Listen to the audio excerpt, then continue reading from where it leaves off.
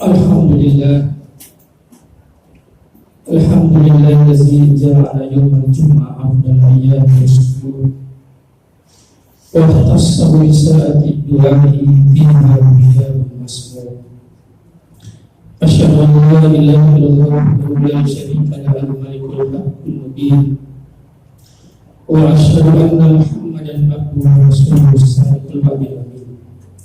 Allahumma shalli ala sayyidina Muhammadin abdika wa nabiyika wa rasulika nabiyyi wa alihi wa sahbihi wa sallam. Para muslimin hadirin, usikum wa iyaya taqwallah faqad faza al-muttaqun wa hasukum ala ta'atillahi wa ta'ati rasulihi la'allakum turhamun. Wa kama qala ta'ala fi kitabil karim wa huwa asdaqul qailin.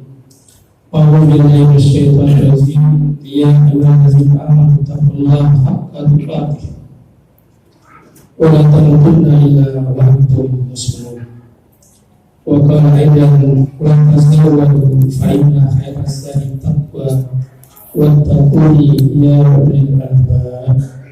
Shadaqallahul azim wa sadaqa rasulul karim wa nahnu ala dzalika minasyahidin wasyakirin. Kaum muslimin jemaah Jumat yang dirahmati, diberkahi Allah Subhanahu wa taala. Melalui khutbah Jumat kita hari ini, mari kita tak henti-hentinya untuk selalu mengingat Rasulullah Muhammad SAW dengan kita mengirimkan salawat dan salam untuk Rasulullah. Oleh karena Rasulullah itu adalah wasilah, perantara antara seorang hamba dengan Allah Subhanahu wa taala. Tanpa Rasulullah, maka kita sebagai hamba Allah tidak dapat langsung kepada Allah Subhanahu wa taala. Itulah sebabnya ketika Rasulullah SAW sudah meninggalkan kita, sudah wafat, maka kita diperintahkan untuk selalu bersalawat kepada Rasulullah, mengirimkan salam untuk Rasulullah.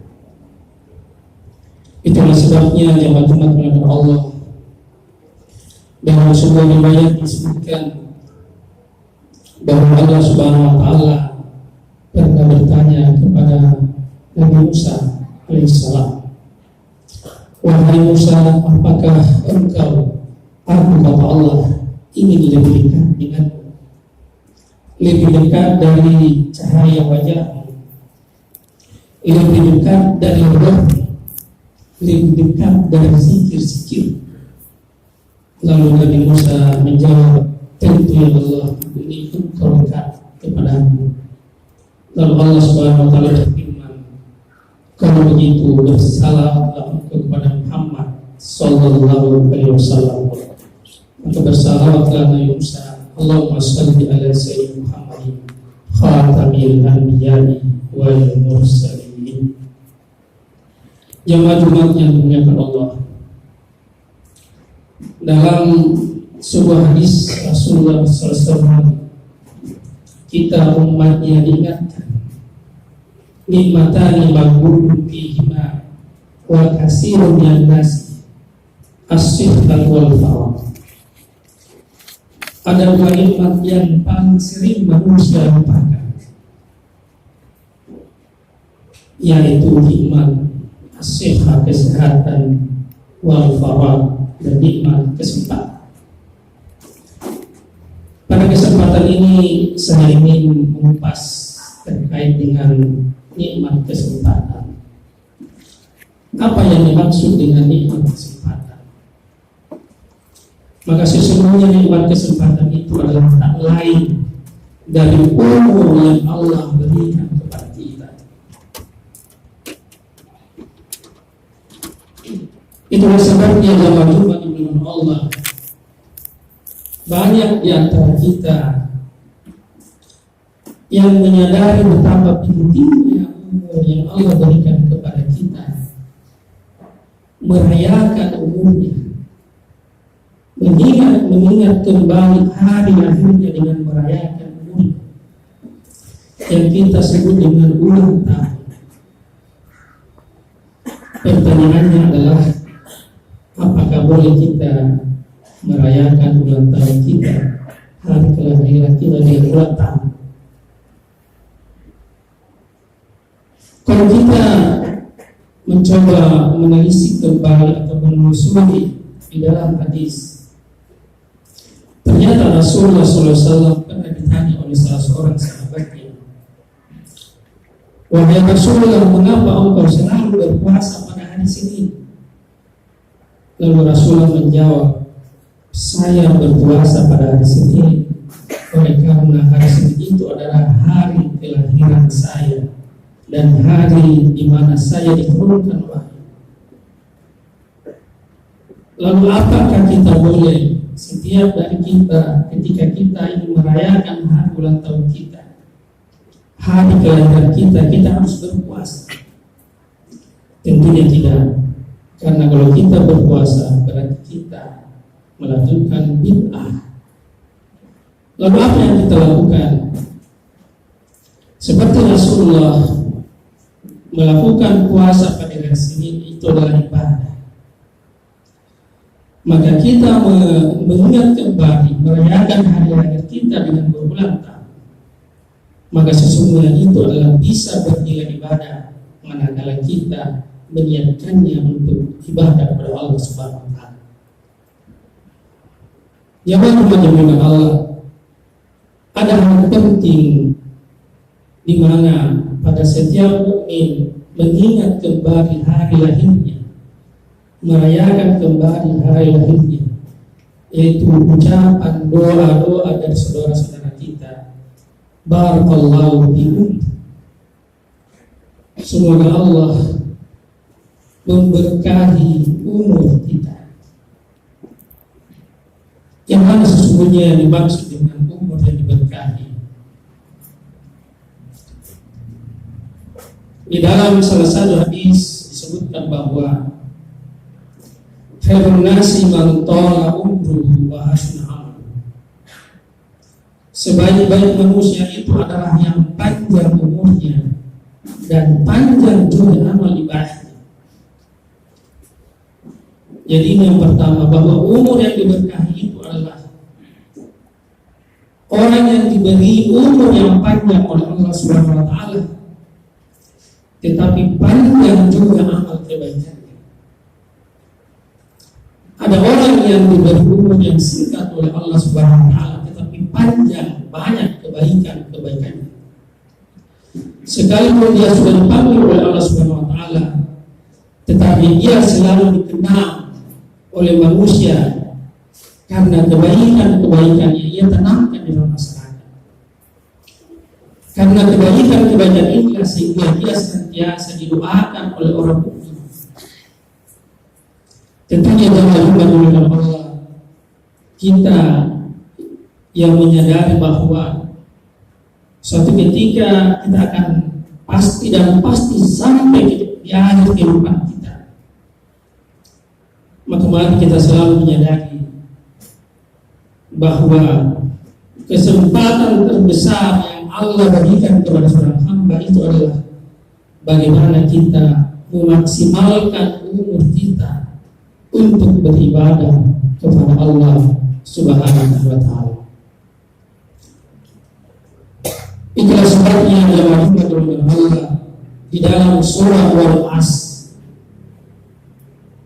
Allah bersumpah, wal asr, demi masa, demi waktu, innal insana lafi khusr, sesungguhnya manusia itu berada dalam kerugian, illal ladzina amanu wa amilus shalihat, kecuali orang-orang yang beriman dan beramal saleh. Kalau kita mencoba memahami kenapa Allah bersumpah dengan wal asr, demi masa, demi waktu, apakah sumpah Allah dengan menggunakan kata al-asr ada kaitannya dengan salat asar yang kita lakukan?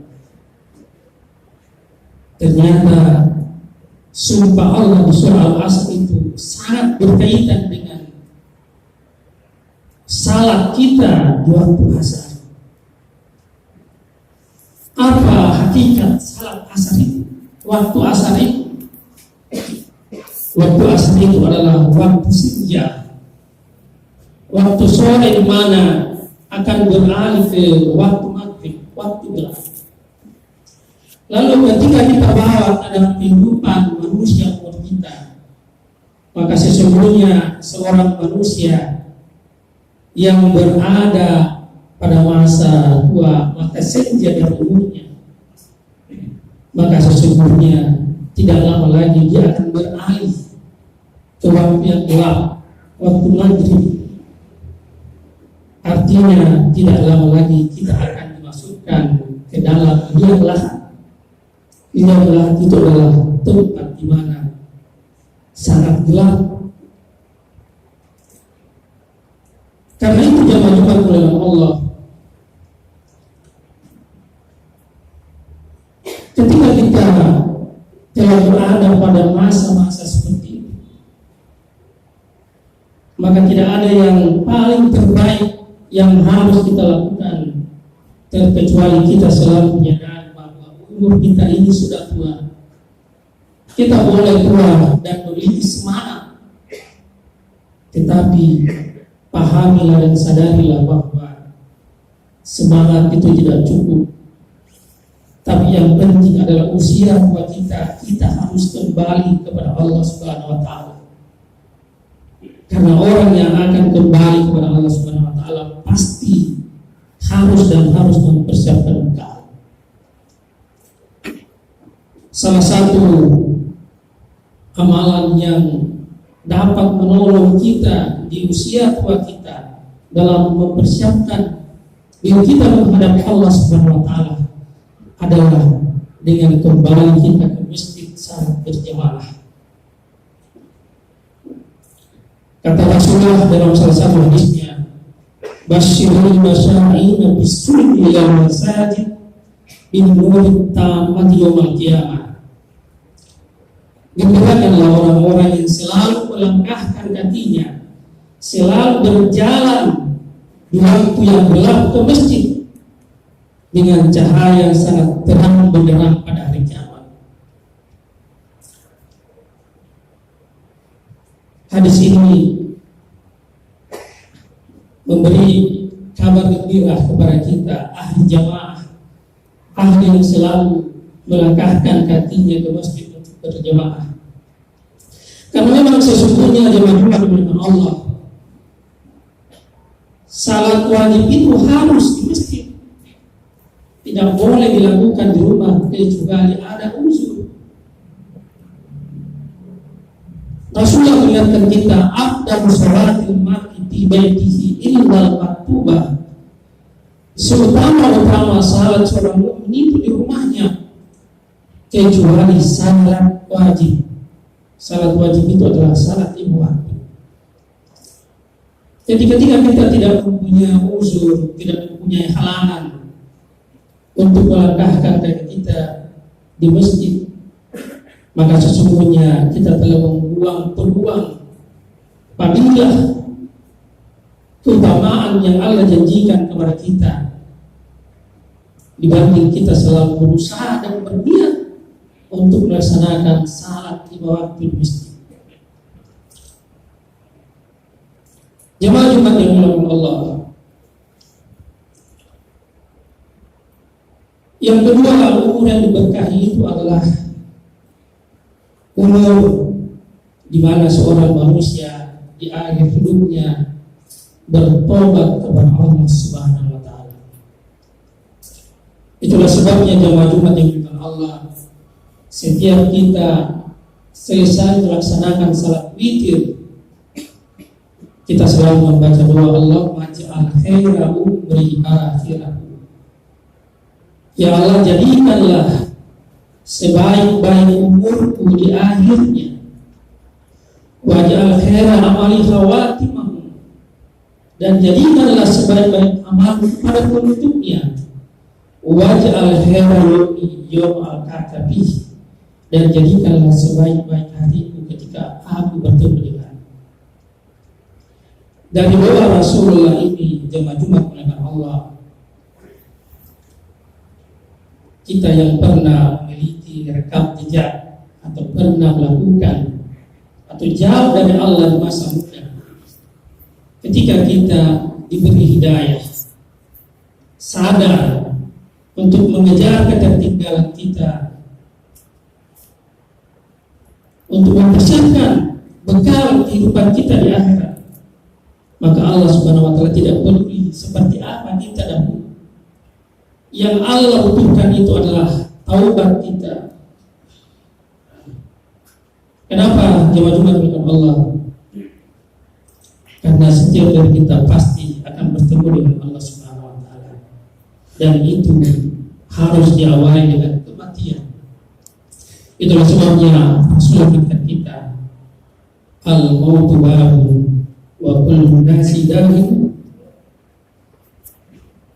Mati itu adalah pintu dan setiap manusia akan memasukinya.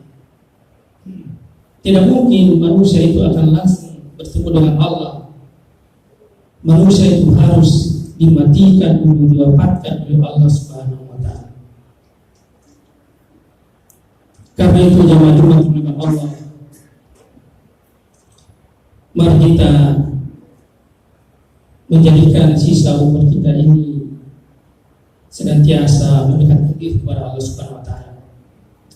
Karena Rasulullah mengingatkan kita dalam hadis yang dikatakan, jika manusia itu sudah tua, yang tersisa darinya tinggal dua, yaitu ambisi dan angan-angan. Ketika kita di akhir hidup kita baru menyadari bahwa kita memiliki ketertinggalan dalam beribadah kepada Allah Subhanahu wa Ta'ala, maka mungkin kita punya ambisi dan angan-angan untuk mengejar itu. Tetapi apa daya jemaah Jumat dengan Allah, lutut kita ini tidak bisa lagi berdiri untuk salat 5 waktu di masjid. Lutut kita ini tidak bisa lagi berjalan ke masjid. Lutut kita ini tidak bisa lagi salat tahajud. Perut kita ini tidak bisa lagi menopang untuk kita berpuasa Senin Kamis. Padahal kata Rasulullah, puasa Senin Kamis itu adalah puasa di mana amalan-amalan kita dalam seminggu dilaporkan kepada Allah Subhanahu wa Ta'ala. Karena itu, kita yang masih muda, yang masih kuat, mari kita menjadikan filosofi hidup kita untuk Allah Subhanahu wa Ta'ala. Kita mungkin sebagai kepala rumah tangga dalam mencari nafkah, menghidupi keluarga kita, mungkin kita melakukan hal-hal yang sedikit menyimpang.